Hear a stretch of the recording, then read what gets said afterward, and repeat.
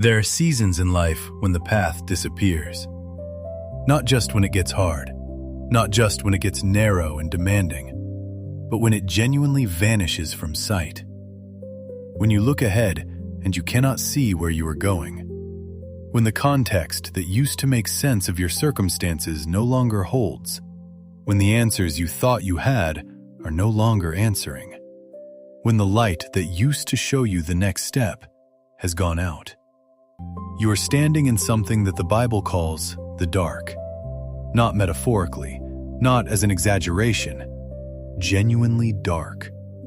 No visible way forward, no map that fits the terrain you are currently in. What do you do in that kind of darkness? The natural response is to generate your own light, to rely on your own reasoning more heavily, to spin up plans and contingencies, to keep moving because stillness in the dark feels like surrender. To trust what you can see by the small flame of your own understanding, rather than admitting that the darkness is real and that you are in it, and that you need something your own eyes cannot produce.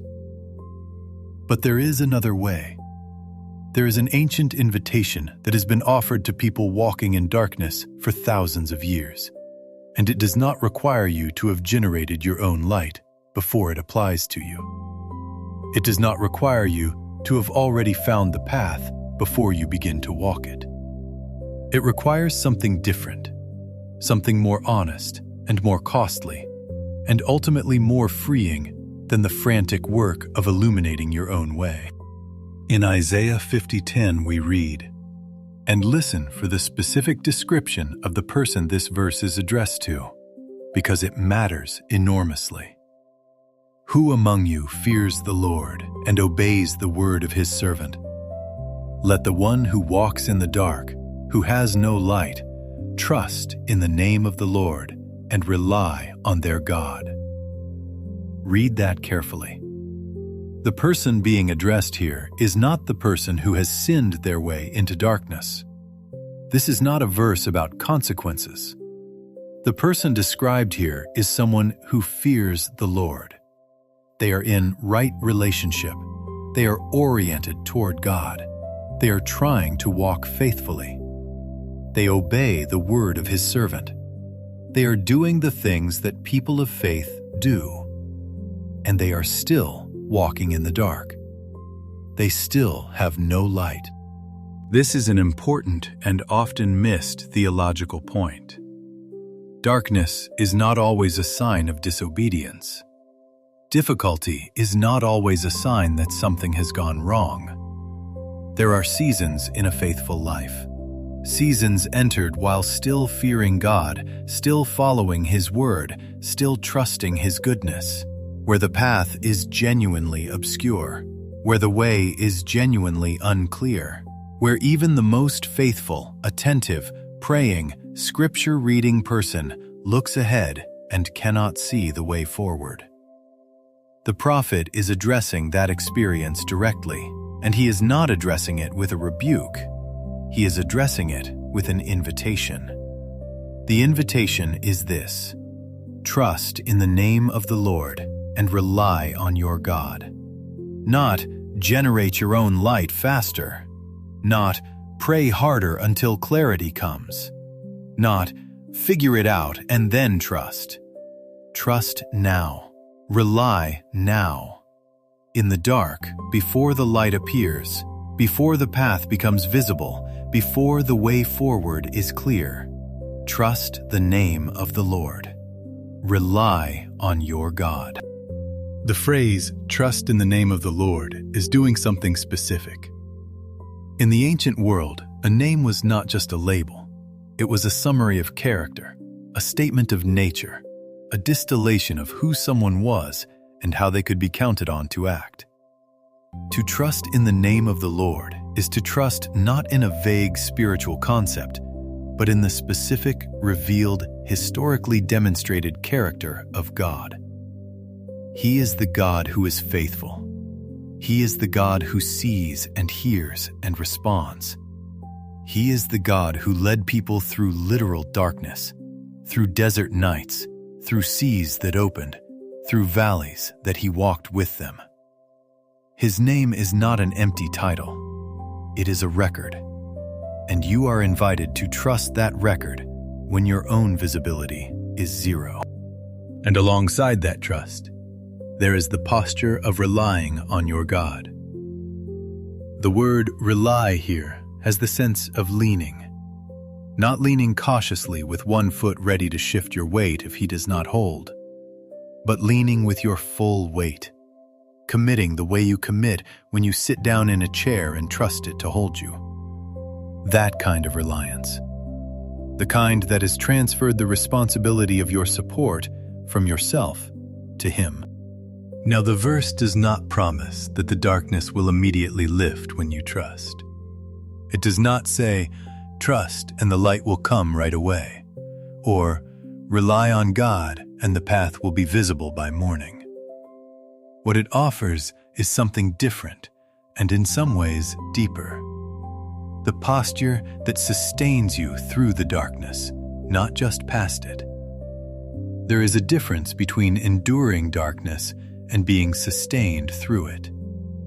Endurance is gritting your teeth and holding on until something changes.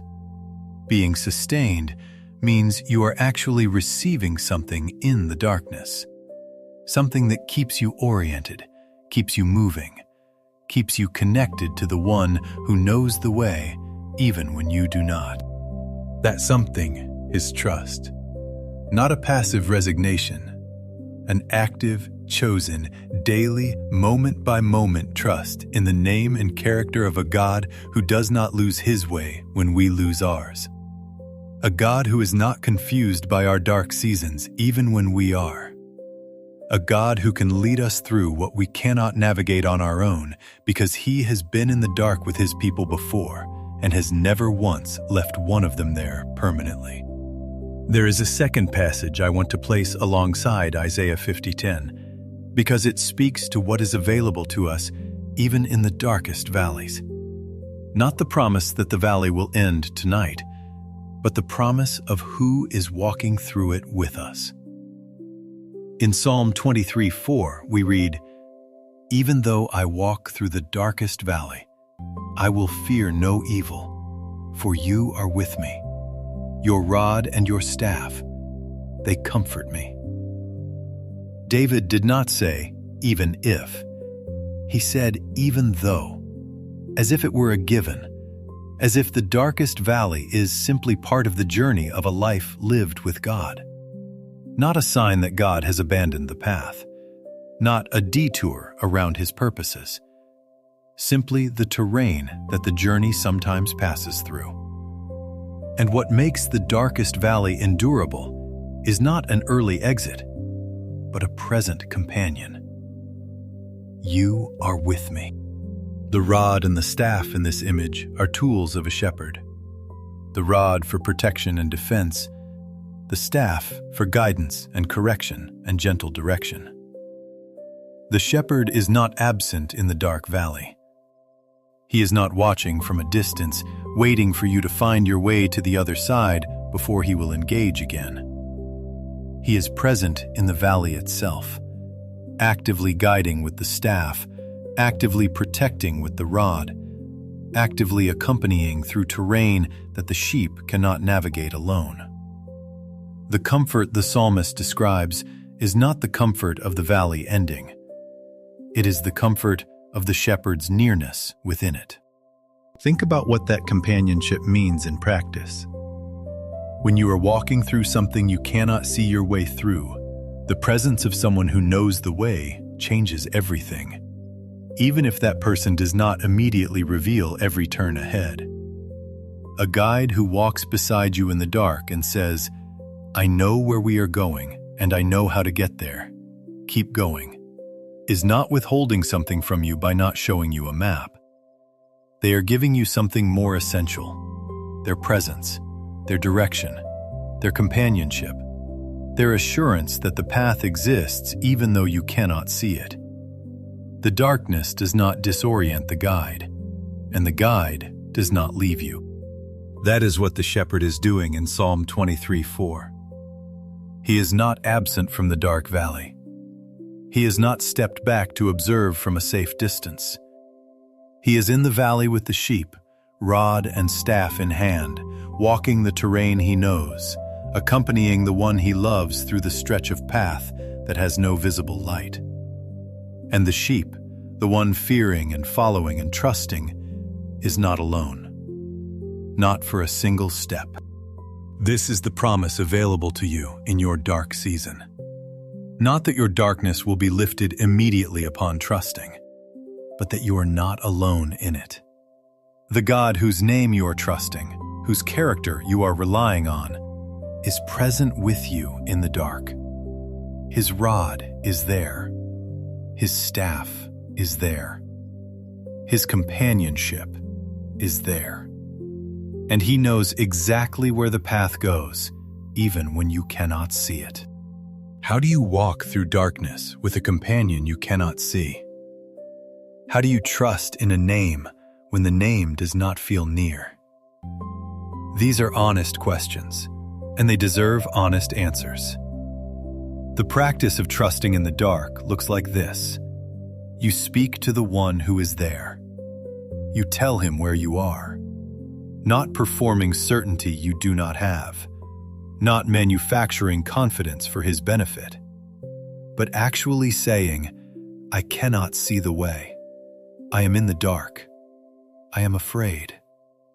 But I know your name. I know your character.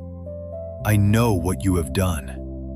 And I am trusting you now, not because I feel certain, but because you are faithful, regardless of how I feel.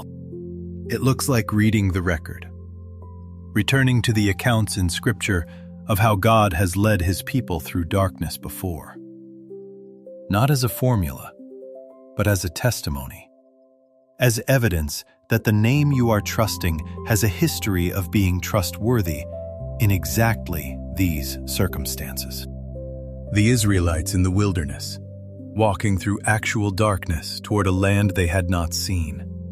Joseph in a pit and a prison, years removed from the dream, with no visible connection between where he was and where God was taking him. The disciples in the days after the crucifixion, walking through an incomprehensible dark, without understanding that the dawn was 3 days away. Each one of them trusted the name of the Lord in the dark. Each one of them found that name was worthy of trust. Your dark season belongs to that same story. You were not the first person to have walked this particular stretch without visible light. And the God who led every one of them through is the same God who is with you now, whose name you are trusting today. And it looks like allowing yourself to stay, to not run from the darkness so hard that you miss what God is doing in it. There are things that grow in dark seasons that cannot grow in easy seasons. A depth of dependence that only develops when you have nothing else to depend on. A knowledge of God's character that you could not have gained from a book. You know it now because you needed it and He came through. A quietness in your spirit that has nothing to do with your circumstances being comfortable and everything to do with having trusted something that held. The dark season is not wasted ground. God wastes nothing. And the person who walks through it trusting His name, who stays in the posture of reliance rather than spinning into self-generated substitutes for light, that person emerges from the darkness knowing something about the faithfulness of God that no bright season version of themselves could have known. You can trust Him today. In whatever form your darkness is taking, the uncertainty about the future, the situation that has no clear resolution, the grief that has not lifted, the question that has not been answered, the relationship that has not been healed, the direction that has not become clear, you can trust His name.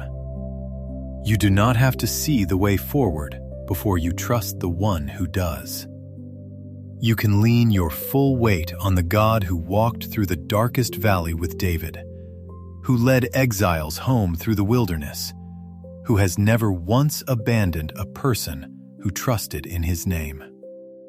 This is the invitation of Isaiah 50:10 for you today. Walk through the dark, trusting the one whose name you know. Lean on your God. He is holding you. And as you lean, you may find something unexpected. You may find that the darkness, while still dark, no longer terrorizes you the way it did when you were trying to navigate it alone.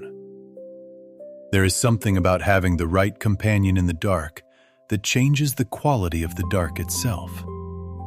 Not the quantity. You may still be in the same uncertain season, still be unable to see the path ahead, still be carrying the same unanswered questions. But the experience of carrying those questions changes when you are carrying them leaned against a God who knows the answers and who is with you in the not yet of their revelation. The darkness is the same, but you are not alone in it, and that changes everything. The name you trust today is the name that has led people out of Egypt, out of exile, out of prisons and pits and bereavements and confusion and deep waters. It is the name above every name, and it is the name that is speaking to you right now in the dark of your particular season and saying, "Trust me, I know the way."